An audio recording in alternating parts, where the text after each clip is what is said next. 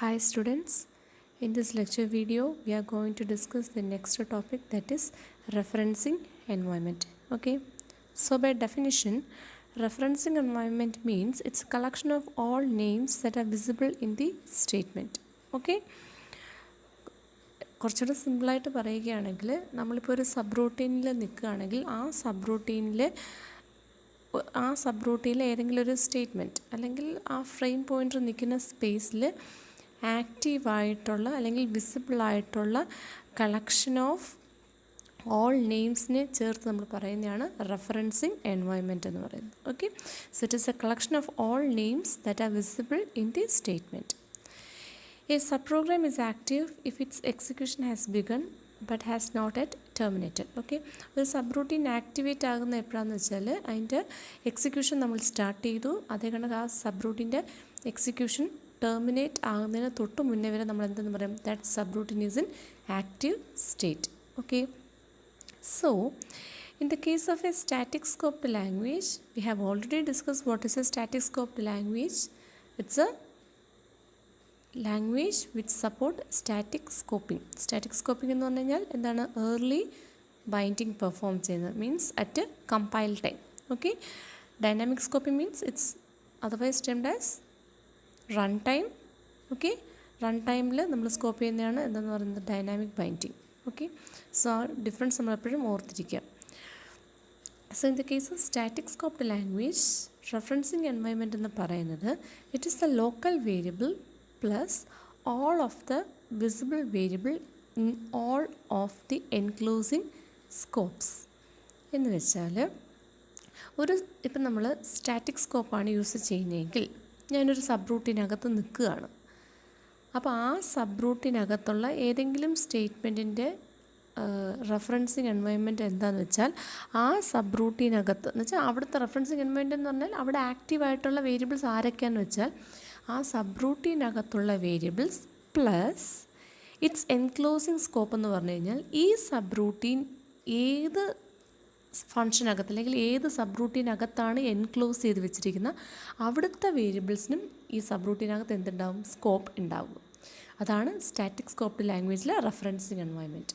Okay, so in the case of static scoped language, the referencing environment എന്ന് പറഞ്ഞു കഴിഞ്ഞാൽ it is it's local variables, ആ sub റൂട്ടിനകത്തുള്ള local variable plus ആ ഒരു sub routine എവിടാണ് enclose ആയിട്ടിരിക്കുന്നത് അവിടുത്തെ വേരിയബിൾസും കൂടെ. ഏറ്റവും സിമ്പിളായിട്ട് ഞാൻ ഒരു എക്സാമ്പിൾ പറയുകയാണ്. ഞാൻ മെയിനകത്ത് സം എന്ന് പറഞ്ഞൊരു ഫംഗ്ഷൻ എഴുതി.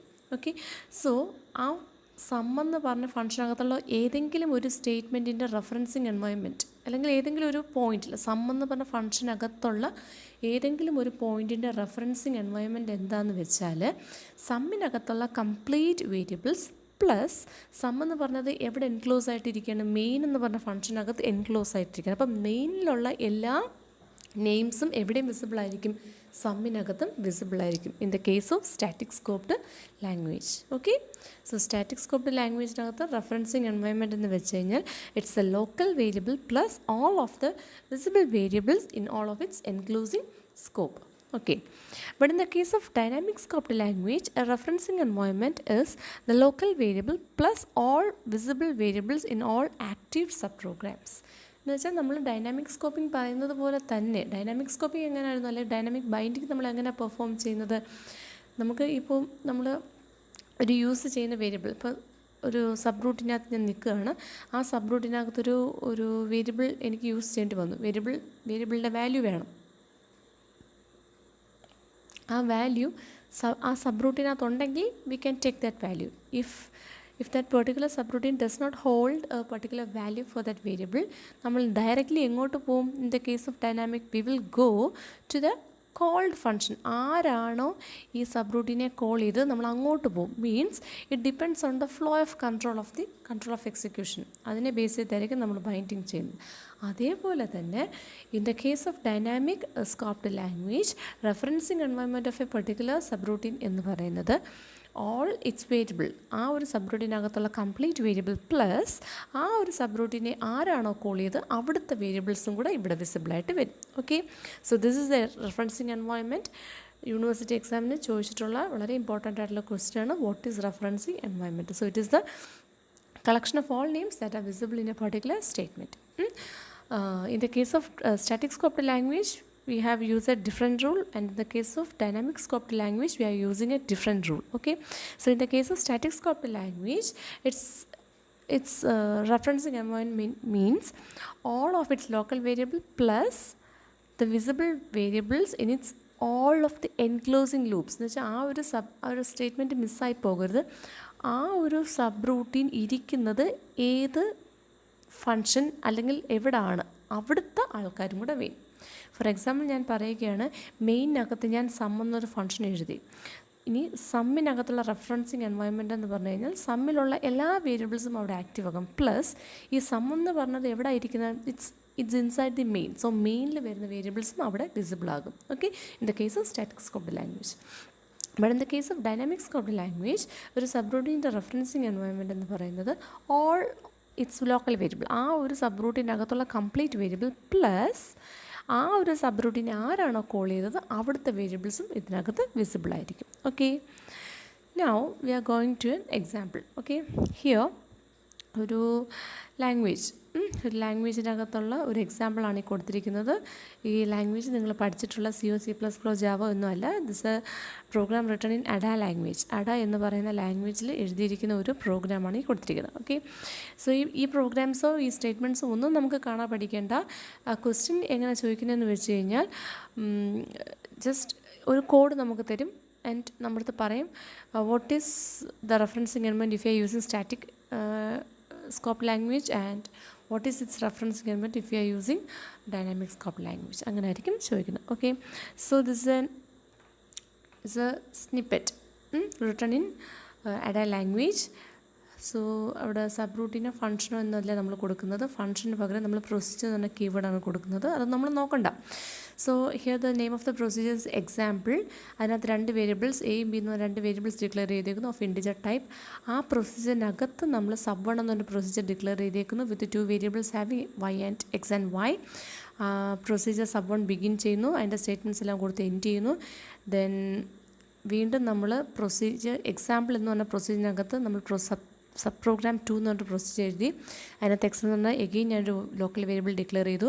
ആ സബ് 2-നകത്ത് ഞാൻ വീണ്ടും ഒരു പ്രൊസീജിയർ എഴുതുകയാണെങ്കിൽ sub 3 with its local variable x and then അതിൻ്റെ ബോഡി ബിഗിൻ ചെയ്ത് എൻഡ് ചെയ്തതിന് ശേഷം ഞാൻ സബ് 2-ൻ്റെ ബോഡി ബിഗിൻ ചെയ്ത് എൻഡ് ചെയ്തു. അത് കഴിഞ്ഞിട്ട് ലാസ്റ്റ് എക്സാമ്പിളിൻ്റെ ബോഡി ഞാൻ ബിഗിൻ ചെയ്ത് എൻഡ് ചെയ്തു. Okay, now consider we are using static scope.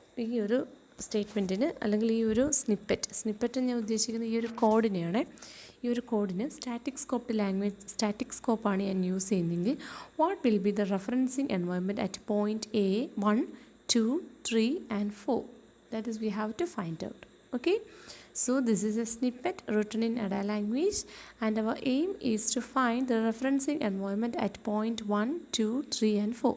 Okay, so നമ്മുടെ മനസ്സിൽ ആദ്യം വരേണ്ടത് here we are using static scoped language.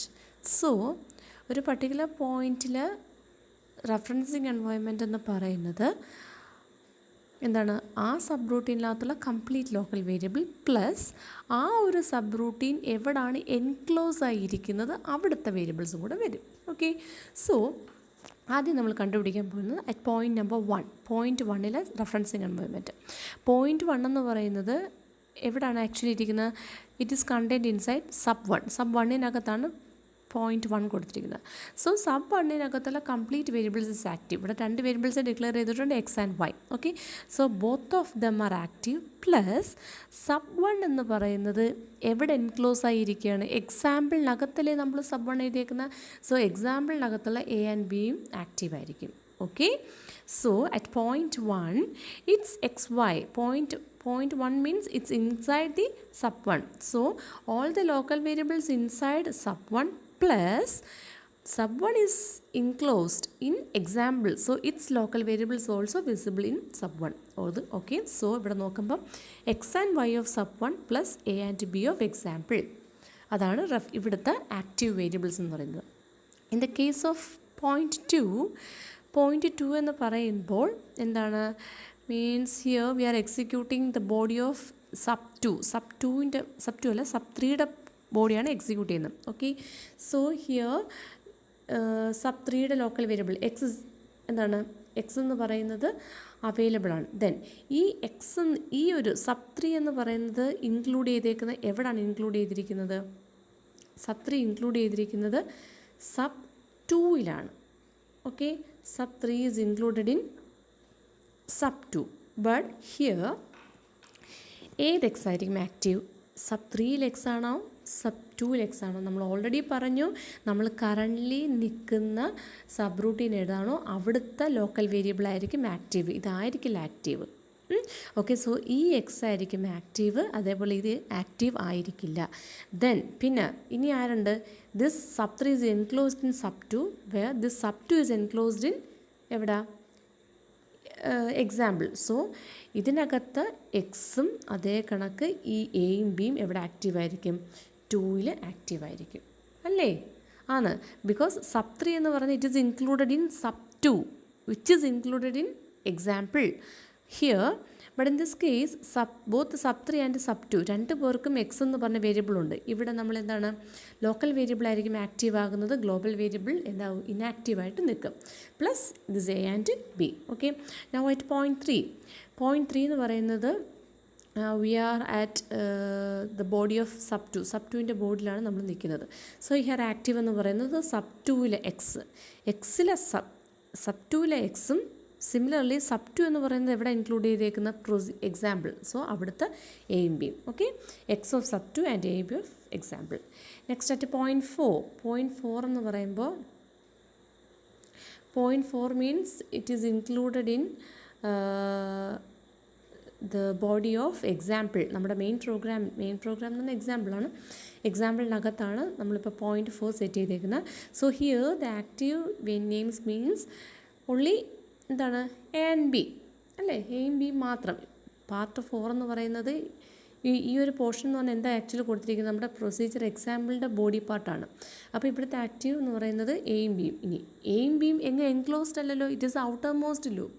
Okay, so only A and B. So in this way we find out the referencing environment at each point. Okay, if you are using static scoped language, the referencing environment of a particular point means all its local variable plus the enclosed loop also, variable in the enclosed loop. ഒരു particular പോയിൻറ്റിനുള്ള എല്ലാ variables plus ആ ഒരു particular point എന്ന് പറയുന്നത് ഏതെങ്കിലും ലൂപ്പിനകത്ത് enclose ചെയ്തിട്ടുണ്ടെങ്കിൽ ആ ലൂപ്പിലെ വേരിയബിൾസും കൂടി വരും. Okay, next we are going to discuss an example for dynamic scoped language. Okay, here I have given another example, and okay, this is a very simple example which is written in C ക്കാത്തുള്ള ഒരു example ആണ്. So first sub 1 എന്നൊരു function declare ചെയ്തേക്കുന്നു which has 2 local variables A and B, and we have declare another function sub 2 with 2 variables b and c. Then അതിനകത്ത് ഞാൻ sub 1 call ചെയ്തിരിക്കുന്നു. Then here comes the main function which has 2 local variables int c and t, and in main we have called the function sub 2. Okay, നമ്മളിവിടെ flow of control ഒന്നും നോക്കണ്ട, just points മാത്രം നോക്കുക. ഇവിടെ നമുക്ക് 3 പോയിൻറ്റിലെ referencing environment കണ്ടുപിടിക്കണം. At point 1, point 2 and point 3. Okay, here we are using which mechanism? We are using dynamic scoping. So in the case of dynamic scoping, the referencing environment at a particular point means all the variables of that particular subroutine plus എന്താണ് ആ സബ്റൂട്ടീനെ call ചെയ്ത ഫംഗ്ഷനകത്തുള്ള variables.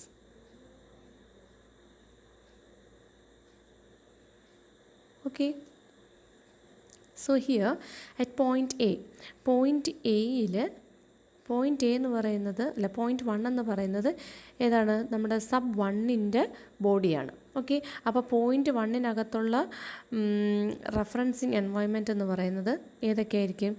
A and B. Okay, A and B. Just wait, നമുക്ക് നേരെ മെയിനിൽ നിന്നും start ചെയ്യും. അപ്പോഴാണ് നമുക്ക് ഫ്ലോ ഓഫ് കൺട്രോൾ കറക്റ്റ് കിട്ടുന്നത്. മെയിനിൽ നിന്നും സ്റ്റാർട്ട് ചെയ്യാം. ഓക്കെ, അപ്പം മെയിനകത്ത് സിയും ഡിയും മാത്രമേ നമ്മൾ എന്ത് ചെയ്തിട്ടുള്ളൂ, ഡിക്ലെയർ ചെയ്തിട്ടുള്ളൂ. ഈ മെയിനെ ആരും കോൾ ചെയ്യത്തില്ലല്ലോ. സോ സ്റ്റാർട്ടിങ് എപ്പോഴും മെയിനിലായിരിക്കും. അപ്പം മെയിനിലുള്ള ആക്റ്റീവ് വേരിയബിൾസ് എന്ന് പറയുന്നത് ഹിയർ ആരൊക്കെ ഉള്ളൂ?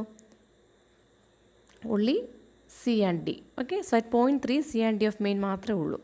Then point 2 എന്ന് പറയുമ്പോഴത്തേക്ക് here point 2 means it's A body of sub 2. sub 2 എന്ന് പറഞ്ഞ ഫംഗ്ഷൻ്റെ ബോഡിയാണ്. അതിന് സ്വന്തമായി ബിയും സി ഉണ്ട്. അപ്പം sub 2ലെ ബിയും സിയും പ്ലസ് ഈ main is calling sub 2. Main അല്ലേ sub 2നെ വിളിക്കുന്നത്? ഓക്കെ, അപ്പം sub 2നെ ആക്ച്വലി വിളിച്ചത് മെയിൻ ആണ്. അപ്പം മെയിനിലെ variables is also active over there. So അപ്പോൾ ബിയും സിയും ഈ സിയും ഡിയും ആക്റ്റീവാണ്. ബട്ട് ഇൻ ദ കേസ് നമ്മൾ ഏത് സി ആയിരിക്കും എടുക്കുന്നത്? Actually we are standing at sub 2. അപ്പം sub 2ലെ സീനെ ആയിരിക്കും നമ്മൾ എടുക്കുന്നത്, മെയിനിലെ സി നമ്മൾ എടുക്കില്ല. So at point 2 the referencing environment are B and C of sub 2 and D of main. Okay, B and C of sub 2 and D of main. Similarly in sub 2 നിൽക്കുമ്പോൾ തന്നെ there is a call for sub 1. നമ്മൾ ഇങ്ങോട്ട് വരുന്നുണ്ട്. Okay, so at point 1 referencing environment എന്ന് പറയുന്നത് A B. Then sub 1നെ call ചെയ്ത് actually ആരാണ്? sub 2 ആണ്. അപ്പോൾ sub 2ലെ വേരിയബിൾസ് എന്ന് പറഞ്ഞാൽ B and C. But B രണ്ടിടത്തും ഉണ്ട്. നമ്മൾ ആക്ച്വലി ഇപ്പം നിൽക്കുന്നത് sub 1ലാണ്. അപ്പോൾ sub 1ലെ ബി ആയിരിക്കും active. So at point 1 the referencing environment A and B of sub 1 plus C of sub 2. Okay, C of sub 2. ഇനി ഈ sub 2നെ ആക്ച്വലി കോൾ ചെയ്തത് ആരാ? sub 2നെ ആക്ച്വലി കോൾ ചെയ്തത് മെയിൻ ആണ്. അപ്പം ഇനി ഇവിടെ ഒരു സി ഉണ്ട്. അപ്പം ആക്ച്വലി നമ്മൾ ഇന്ന് sub 2 എന്നല്ലേ, അപ്പം അവിടുത്തെ സി ആയിരിക്കും ആക്റ്റീവ്. ഇവിടെ വരുമ്പോൾ ഡിയും ആക്റ്റീവ് ആവും. Okay, so A and B of sub 1 plus C of sub 2 plus D of main. So it's a referencing environment at these 3 points. Okay, next is binding of referencing environment. Okay, ഈ പറഞ്ഞ കാര്യങ്ങൾ തന്നെയാണ് ഒന്നൊരു twist ചെയ്ത് പറയുന്നുള്ളൂ. So when a subroutine is passed as a parameter to a function which referencing environment it use when it is called? When the subroutine is passed as a parameter or when the subroutine is actually called. എന്ന് വെച്ചാൽ നമ്മൾ ഒരു subroutine നമ്മൾ pass ചെയ്യണം ഫംഗ്ഷനകത്ത്. അപ്പോൾ actually അത് pass ചെയ്യുന്ന സമയത്താണോ നമ്മൾ റെഫറൻസിങ് എൻവയോൺമെൻറ്റ് കണ്ടുപിടിക്കുന്നത്, അതോ ആക്ച്വലി ആ ഫംഗ്ഷനെ പ്രോഗ്രാമിനകത്ത് കോൾ ചെയ്യുന്ന സമയത്താണോ റെഫറൻസിങ് എൻവയോൺമെൻറ്റ് കണ്ടുപിടിക്കുന്നത്? അതാണ് ഇപ്പോൾ പറയുന്നത്. Okay, so there are mainly 2 types of binding for referencing environment. 2 type of binding ആണുള്ളത്. ഫസ്റ്റ് വൺ എന്ന് പറയുന്നത് deep binding, second one is shallow binding. This also university question. Okay, first one is the deep binding, second one is shallow binding.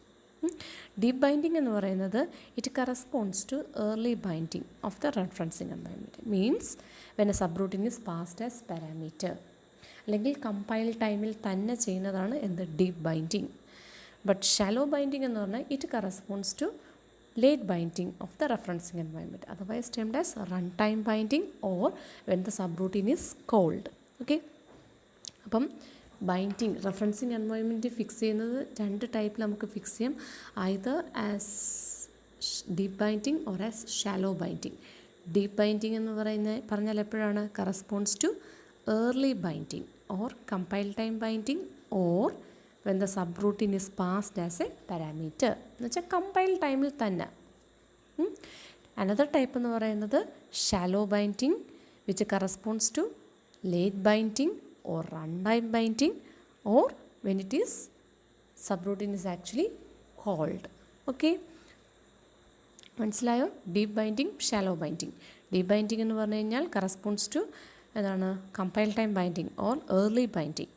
എന്ന് വെച്ചാൽ just നമ്മളെ programme code compare ചെയ്യുന്ന ടൈമിൽ തന്നെ എപ്പോഴാണ് പാരാമീറ്റർ പാസ് ചെയ്യുന്നത്, when the subroutine is passed as parameter, അപ്പോൾ തന്നെ ബൈൻഡിങ് പെർഫോംസ്, അല്ലെങ്കിൽ റെഫറൻസിങ് എൻവയോൺമെൻറ്റ് നമ്മൾ കണ്ടുപിടിച്ച് കഴിയും. But shallow binding means it corresponds to late time binding or compile time binding or when the subroutine is actually called. എന്ന് വെച്ചാൽ ആ സബ്റൂട്ടീനിൽ പ്രോഗ്രാമിൽ ആക്ച്വലി കോൾ ചെയ്യുന്ന സമയത്ത് മാത്രം നമ്മൾ റെഫറൻസിങ് എൻവയോൺമെൻറ്റ് ഐഡൻറ്റിഫൈ ചെയ്യുന്നു. Okay, so binding or referencing environment. Deep binding means what? Binding the environment at the time a procedure is first pass an agreement. എന്ന് വെച്ചാൽ നമ്മൾ ജസ്റ്റ് പ്രോഗ്രാം കമ്പൈൽ ചെയ്യുന്ന ടൈമിൽ തന്നെ ചെയ്യുന്നു. Okay, similar to static binding എന്ന് മാത്രം നമ്മൾ ഓർത്താൽ മതി. It takes the environment of the parent function, default in language which use static scope. Okay, അപ്പം ഡീപ്പ് ബൈൻഡിങ് എന്ന് പറഞ്ഞു കഴിഞ്ഞാൽ അത് it takes the environment of its parent function എന്ന് വെച്ചാൽ അതിൻ്റെ പേരൻ്റ് എവിടെയാണോ അതിൻ്റെതും കൂടെ ചേർത്ത് എടുക്കും. അതാണ് deep binding.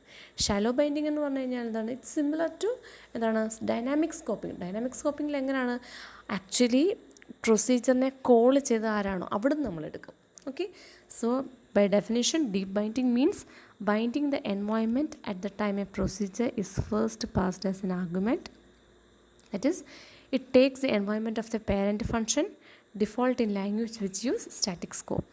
Shallow binding means what? Binding the environment at the time a procedure is actually called. That's a run time and run time. Okay, so it's used in language which use dynamic scoping. Okay. Static scope support ചെയ്ത languages നമ്മളെപ്പോഴും deep binding ആയിരിക്കും use ചെയ്തത്. Means run ടൈമിൽ നമ്മൾ referencing environment അല്ല, compile ടൈമിൽ നമ്മൾ referencing environment identify ചെയ്ത് വെക്കും. ഇനി ഡൈനാമിക് സ്കോപ്പ് ലാംഗ്വേജസിൽ നമ്മൾ ഷാലോ ബൈൻഡിങ് ആയിരിക്കും യൂസ് ചെയ്യുന്നത്. എന്ന് വെച്ചാൽ ബൈൻഡിങ് നമ്മളല്ല, റെഫറൻസിങ് എൻവയോൺമെൻറ്റ് നമ്മൾ എപ്പോഴായിരിക്കും ഐഡൻറ്റിഫൈ ചെയ്യുന്നത്? When the procedure is actually called or at run time, അല്ലെങ്കിൽ ലേറ്റായിട്ടായിരിക്കും. Okay, so deep binding takes the environment of the parent function. Deep binding എന്ന് പറയുമ്പം ഏർലി ആണ്, സ്റ്റാറ്റിക് ആണ്. സോ സ്റ്റാറ്റിക് ആകുമ്പം അത് ആക്ച്വലി എന്തിൻ്റെ എടുക്കുന്നത്? പേരൻറ്റിൻ്റെ തന്നെ ആയിരിക്കും. Okay, so deep binding takes the environment of the parent function. When the procedure is passed as an argument, this referencing environment is passed as well. എപ്പോഴാണോ ഒരു പ്രൊസീജിയർ നമ്മൾ ആർഗ്യുമെൻ്റായിട്ട് പാസ് ചെയ്യുന്നത്, ആ പാസ് ചെയ്യുന്ന ടൈമിൽ തന്നെ അതിൻ്റെ കറസ്പോണ്ടിങ് റെഫറൻസിങ് എൻവയോൺമെൻറ്റും കൂടെ നമ്മൾ എന്ത് ചെയ്യും?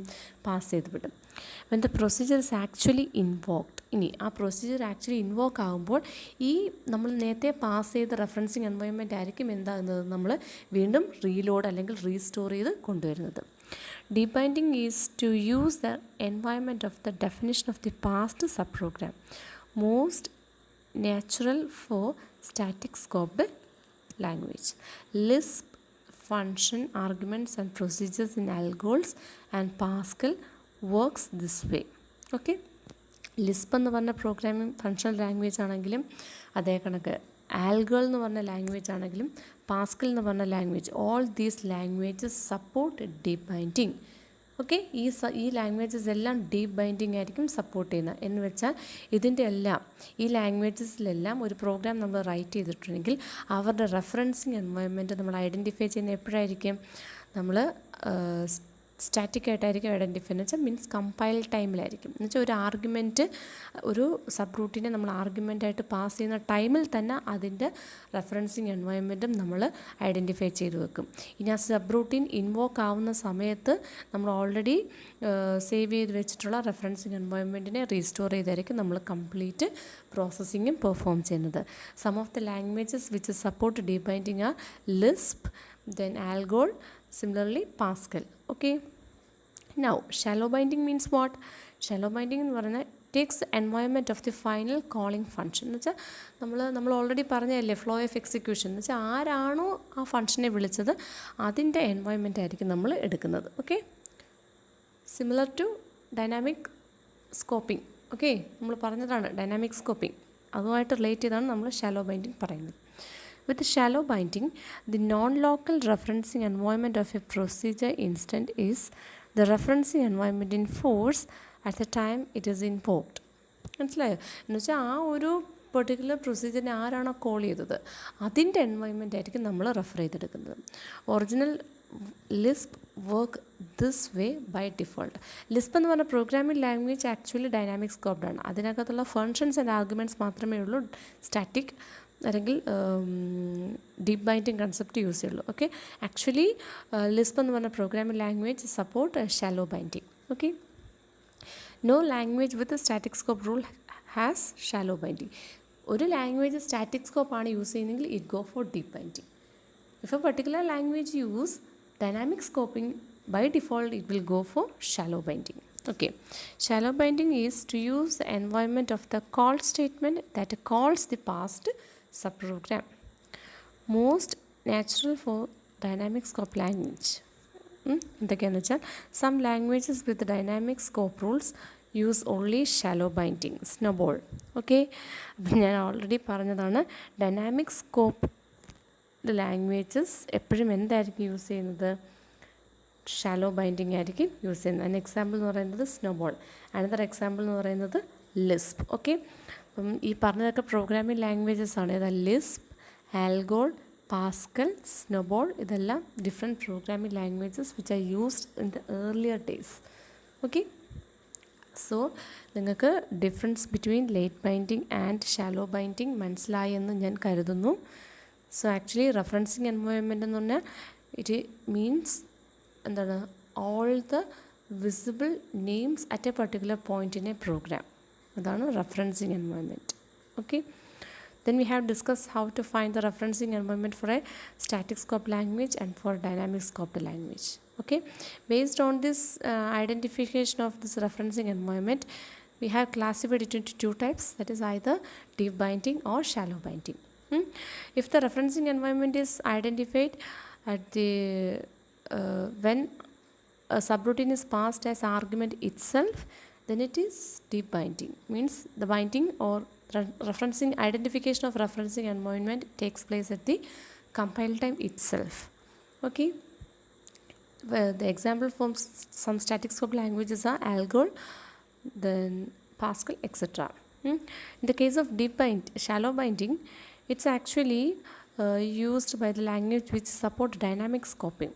Means we are preferring to the environment of the parent called function, not parent, called function.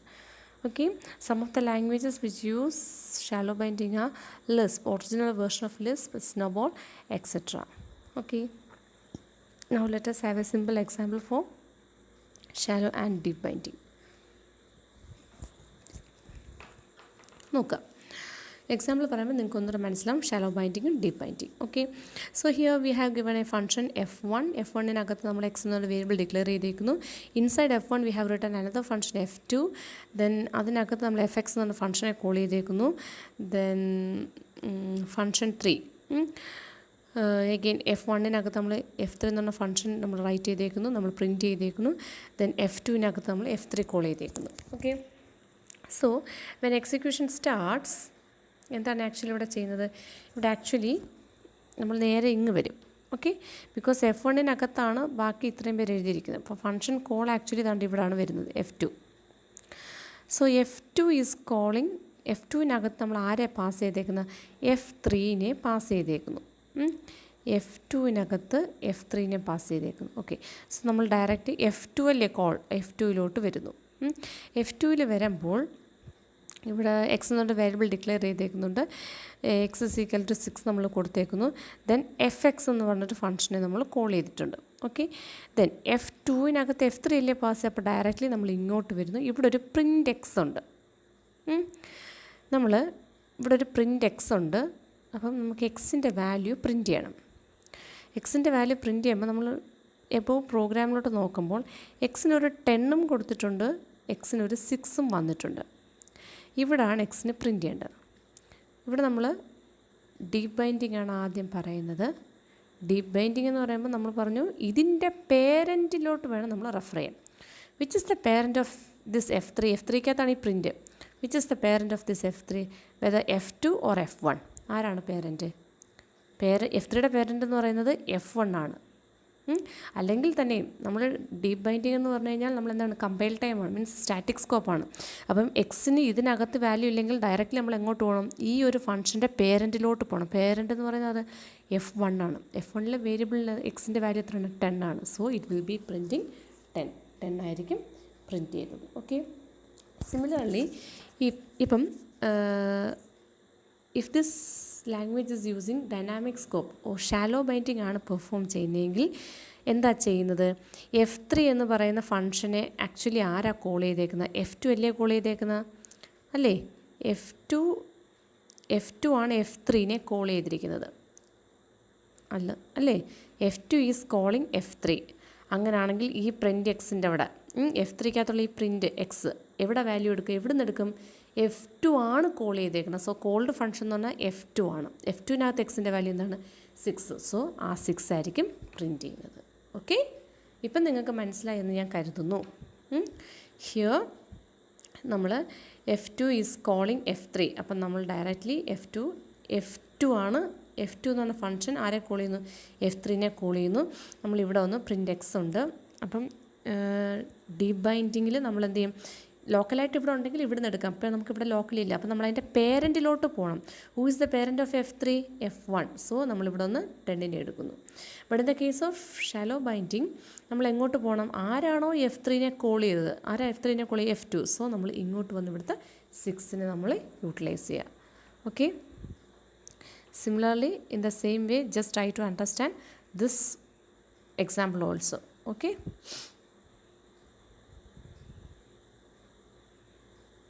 so that's about this lecture. Thank you.